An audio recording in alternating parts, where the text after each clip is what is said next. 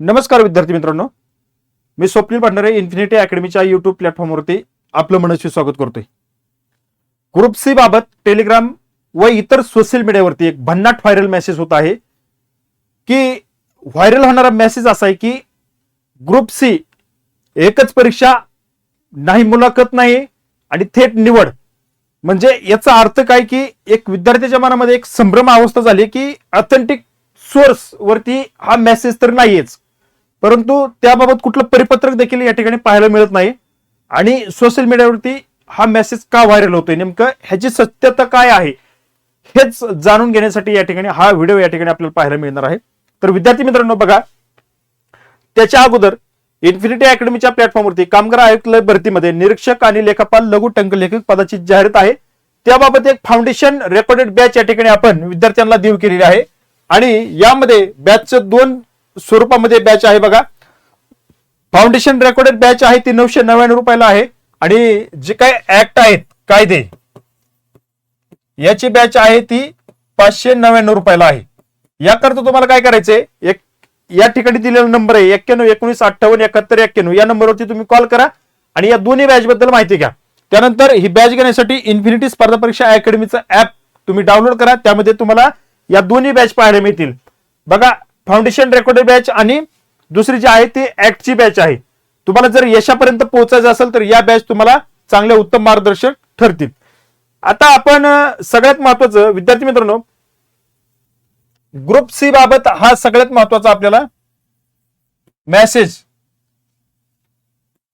आपल्याला पाहायला मिळतोय की एकच परीक्षा होणार आहे. एकच परीक्षा. तर विद्यार्थी मित्रांनो लक्षात ठेवा, आतापर्यंत ग्रुप सी साठी बघा पूर्व परीक्षा व्हायची आणि त्यानंतर मुख्य परीक्षा व्हायची, मुलाखत नव्हती. परंतु ह्या दोन टप्प्यातून तुमचं या ठिकाणी जे काही मार्क मिळतील, मुख्य परीक्षेला जे काही मार्क मिळतील, ह्या दोन टप्पे तुम्हाला पार करावे लागायचे. मुख्य परीक्षेला मिळालेल्या मार्कवरून तुमची निवड केली जात होती.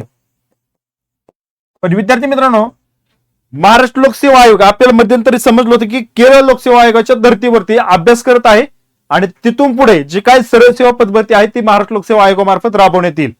तर त्याबाबत विद्यार्थी मित्रांनो मी थोडं केरळ लोकसेवा आयोगाच्या वेबसाईटवरती जाऊन बघितलं तर मला असं पाहायला मिळालं की सरळ सेवा जी होती तिथे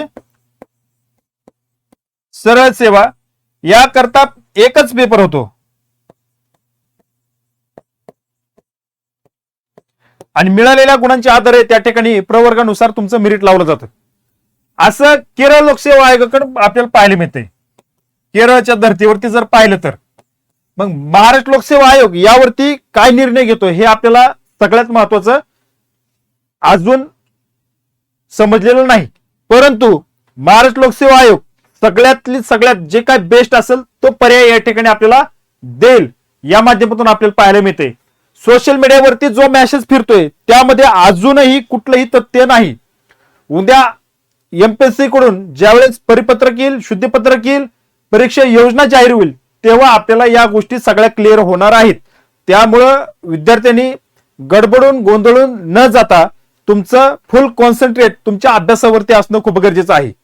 आता तुम्हाला शांततेचा काळ आहे, त्यामध्ये इंग्लिश आणि अंकगणित बुद्धिमत्ता जेवढं परफेक्ट करता येईल तेवढं परफेक्ट करून घ्या. त्याच्याशिवाय महाराष्ट्रातील कोणतीही परीक्षा या ठिकाणी पार पडत नाही. त्यामुळं तुमचा जो हातचा आहे तो हातचा या ठिकाणी भरभक्कम करून ठेवा की येणाऱ्या परीक्षेमध्ये तुम्हाला तो ऐन वेळेस, कारण या गोष्टीसाठी खूप वेळ जातो. जर एकच परीक्षा घेतली तर हे सगळं त्यामध्ये असणार आहे आणि इंग्रजी आणि अंकगणित बुद्धिमत्तेसाठी जो या ठिकाणी परिपूर्ण मार्क घेऊ शकतो, आउट ऑफ मार्क घेऊ शकतो, तो विद्यार्थी या ठिकाणी सिलेक्शन लिस्ट मध्ये आल्याशिवाय राहत नाही. त्यामुळे हा जो शांततेचा काळ आहे त्यामध्ये हे टॉपिक चांगल्या पद्धतीने करून घ्या. यावरून आपल्याला मला एक सांगायचं की जो सोशल मीडियावरती मेसेज फिरतो त्याच्यामध्ये सध्या तरी काही तथ्यहीन नाहीये. जर केरळ लोकसेवा आयोगानं त्या ठिकाणी त्या धर्तीवरतीच आपल्या एमपीएससीनं निर्णय घेतला तर शक्यता सरळ सेवेची आपल्याला एकच पेपर गेल याची 100% शाश्वती नाही, पण 99% एकच पेपर होऊ शकतो जर केरळ लोकसेवा आयोगाच्या धर्तीवर केला तर. यामध्ये टेक्निकलचा भाग वेगळा आला परत आणि जनरल जो आहे तो भाग वेगळा आला. त्याच्यासाठी ही परीक्षा योजना जाहीर होईपर्यंत आपल्याला वाट बघावी लागणार आहे. तोपर्यंत तुम्ही या सोशल मीडियाच्या मेसेजवरती, व्हायरल होणाऱ्या मेसेजवरती परिपत्रक किंवा ऑथेंटिक सोर्स पाहिल्याशिवाय विश्वास ठेवू नका. चला, अभ्यासातनं डिस्टर्ब होऊ नये म्हणून हा व्हिडिओ या ठिकाणी मी आपल्यापर्यंत शेअर करत आहे. जर तुम्हाला अजून काय ऑथेंटिक सोर्स माहिती मिळाली तर कमेंट करा, आपण त्यावरती देखील विचार करू आणि ऑथेंटिक सोर्स येईपर्यंत वाट बघूया.